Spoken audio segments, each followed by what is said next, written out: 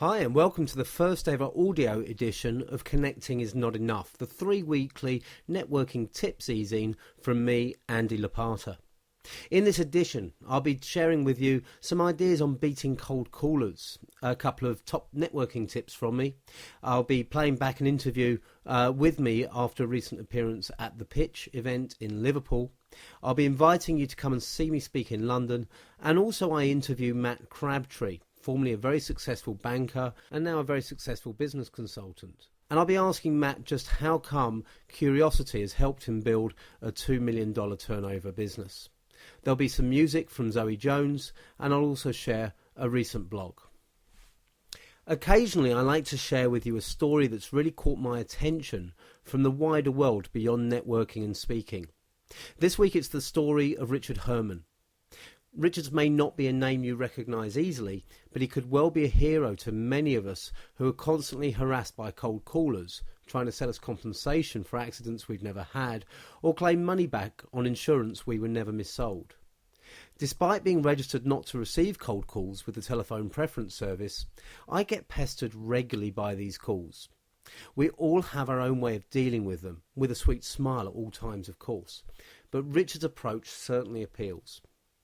Richard made the news this week because he successfully charged a company £10 per minute of his time for calling him despite his constant requests not to receive any more calls. Once he registered to take them to small claims court, they quickly settled his invoice of £195 plus costs. Perhaps if more people followed Richard's example, we'll see a move away from such clearly unpopular sales messages and more of a focus on companies trying harder to engage with genuinely interested parties and attract them in a more positive way. I hope that the friends and family of all listeners to Connecting is Not Enough on the east coast of the United States haven't been too badly affected by the storm this week. And I really hope you've been able to continue your day-to-day lives without too much disruption and certainly without any loss.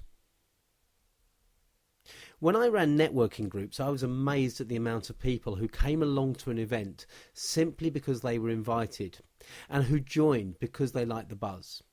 Unsurprisingly, they got little return from their membership because they had no focus on what success would look like.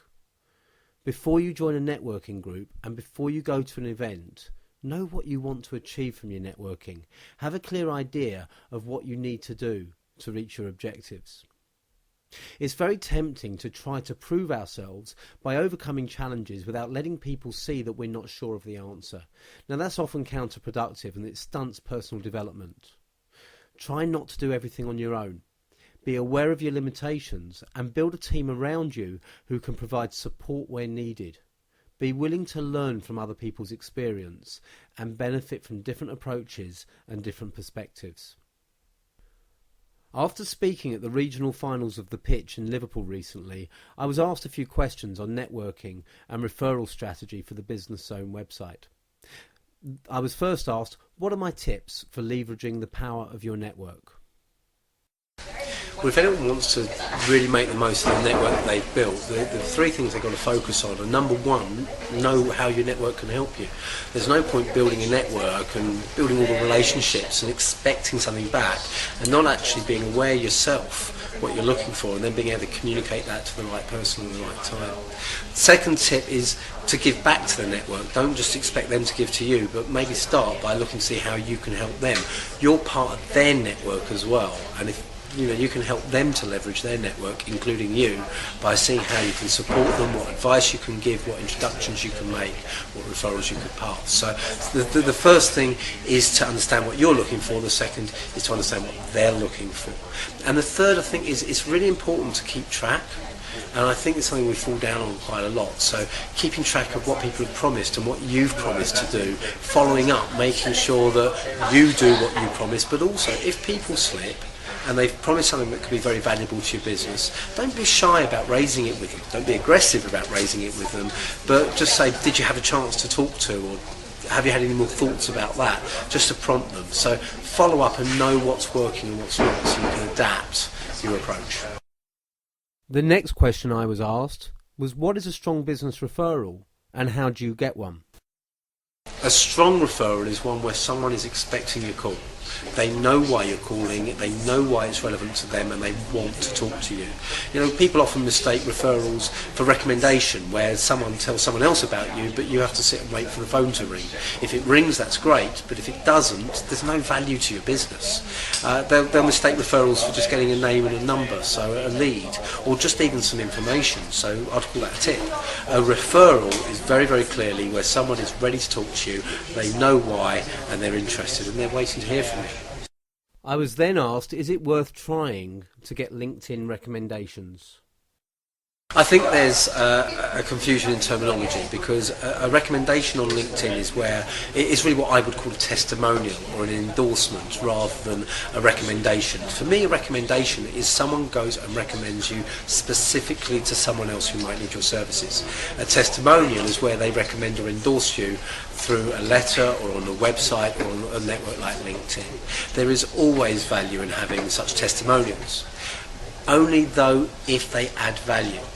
A testimonial from someone who works next to you, or where you've exchanged testimonials at the same time, they're immediately diluted in value because people look through those, particularly in this day and age. A strong testimonial should say very clearly about where someone needed your help and the difference that help made. And that is going to stand out from the crowd. And finally, I was asked, how can entrepreneurs use social platforms like Twitter to build a useful network? I think that you have to be very clear about how you're using sites like LinkedIn or Twitter, because they can achieve multiple things. So I always think that we network for one of three reasons. We network to become better known, network to become better equipped, or network to become better connected. So with that in mind, we can say, okay, if I'm going to use Twitter, which of those areas is it for? So I use Twitter to become better known. So it's to help my network understand better what I do, so become better known in that sense, or also use the viral approach of LinkedIn to help spread my name. So hopefully people have been tweeting through my talk today, and that will spread my name, raise my profile further, across a further field. LinkedIn works across all three areas: better known, better equipped, better connected. I use it for referrals, therefore to become better connected. So I will look to see who I want to meet, who in my network knows them, and then ask for the introduction, either through LinkedIn or just using LinkedIn for the research. So have a clear idea about which network you're on and what it's going to produce, and then that then drives your activity there as well. I'll be speaking at the Finnish British Chamber of Commerce in London on Tuesday, November the 13th at 6 o'clock. The event is based around personal marketing and networking, and the other speaker is Dr. Mandy Leto, a renowned personal branding expert. If you'd like to come and join us, please do so. You can go to the Finnish British Chamber of Commerce website at fbcc.co.uk/events, and you can follow the link and book your place from there. If you're still wondering what all of the Twitter fuss is about, or if you're tempted to try the social network for yourself for the first time, one of my good friends has recently published a free ebook to help you get you started. You can download your free copy of the step-by-step guide to Twitter by Susie Parkus and Paul Renner simply by visiting Susie's website at www.srpconsultancy.com. That's srpconsultancy.com. Visit there, follow the link and click the download button, and you'll have your free ebook. At the recent Professional Speaking Association convention, I took the opportunity to speak to Matt Crabtree about how he develops relationships with his clients. Matt was one of the youngest senior executives at Barclays, as well as enjoying a successful sales and management career with organisations such as Pitney Bowes and AT&T. He now speaks and trains globally with some of the world's best-known businesses, and he's built his consultancy business, Positive Momentum, into one with a $2 million turnover. Matt puts a lot of that success down to the relationships he builds with his clients, and in fact stated that 95% of his business over the last 10 years can be tracked back to just 7 people. So have a listen to my interview with Matt and hopefully pick up some great tips from Matt, from someone who's really building relationships the right way. Hi, so I'm with Matt Crabtree at the Professional Speaking Association convention. Matt's just given a fantastic talk all about how relationships have built his business up. Over the last 10 years, 95% of Matt's business have come from just 7 people, all built on strong relationships, and that's a £2 million turnover business. So I thought it would be a great idea to get Matt to share with us some of the secrets of his relationship building. So Matt, tell me a little bit more about, what you do to build relationships and what some of the key tips you can give would be. So thanks, Andy, and thanks for asking. It's I know that you talk a great deal about networking, and my kind of narrow piece is about the quality of the relationship, which I know you're equally passionate about. Here's the thing I learned. What I learned is people love talking about themselves, and actually they like you to be interested in the thing they're interested in. So if you can get inside that thing, you can find that business subject. I just told a quick story about finding a company who their headcount was going up and their op costs were going down, and I thought that was interesting, and I asked them about it, and they talked for 40 minutes. They told me loads of stuff, and I turned a deal that would have been worth X into X times 20, just because I was that little bit interested in something about their business. Excellent. So, Dale Carnegie said, and I quote this in Death Came Third, people are interested in people who are interested in them. So really it's that, take the focus off of yourself and put it onto your clients or your contacts, whatever it may be. Yeah, and it depends what business you're in. But if you're a salesperson or you're like us, a professional speaker, it's really kind of hard because you feel this passion and enthusiasm for what you do. You were in the room a few minutes ago and we asked 150 professional speakers, what is it that's the secret of your success? And they talked about energy and passion and expertise and content. And that's right, except it's not the thing that attracts people's attention to want to work with them, at least initially. Of course, you've got to build your credibility by being good at what you do, but fundamentally, the start point is that thing that we've known for decades, but for me has been the single biggest thing that's made a difference to my business. Not my product, not my website, not books, not any of those things, but my desire to sit over a cup of coffee with people and say, that's interesting you say that, just tell me a bit more. And you said something that I think was really, really important, and that was that, the one factor that's driven most of your business over the last 10 years has been curiosity.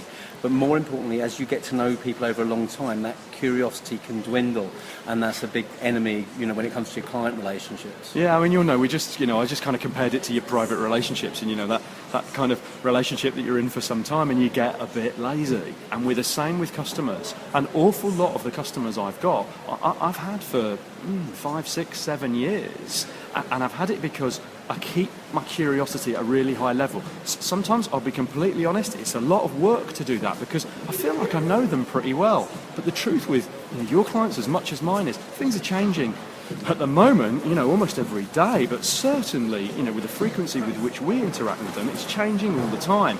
And so it's keeping that newness, that freshness, just as we have to in our private relationships. We know it theoretically, but doing it in reality is always a little bit more challenging. That's brilliant. Thank you very much for that, Matt. Really, really enlightening. Andy, a pleasure to talk to you. Thank you.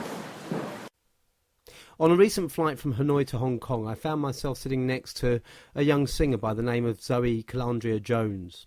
A couple of weeks later, Zoey brought out her first album, and it really is a sparkling debut. So I thought I'd just take a little break from the networking chat for the moment and just share with you one of the benefits of networking, finding out some magical pieces of music like this.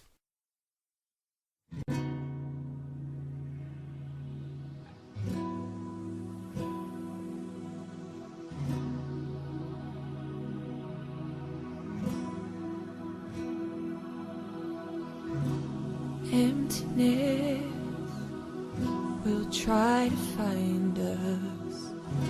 Soon there'll be no place to go. The stars that shine once upon us used to tell us what we know. 'Cause when we had that feeling deep inside, and I knew we had something to hide, now the truth is here to see. We were never meant to be here today. The past is gone, but the feelings here are far too strong to let go so easily. We were never meant to be.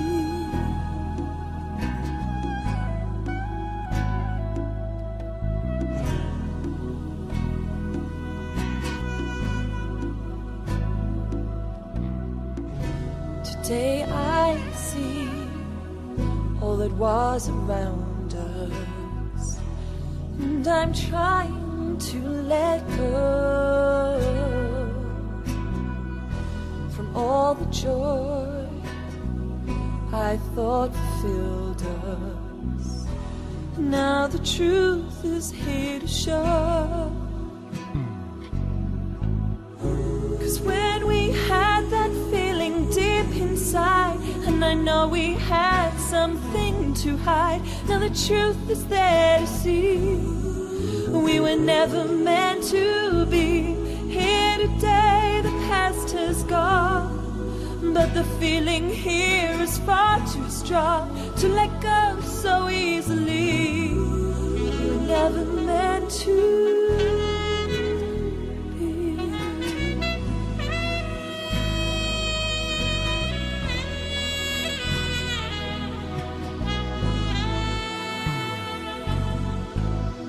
'Cause when we had that feeling deep inside, and I know we had something to hide, now the truth is here to see. We were never meant to be here today, the past has gone, but the feeling here is far too strong to let go so easily. We were never meant to.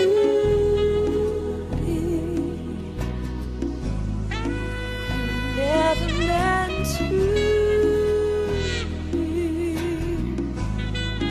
We were never meant to be. We were never meant to be.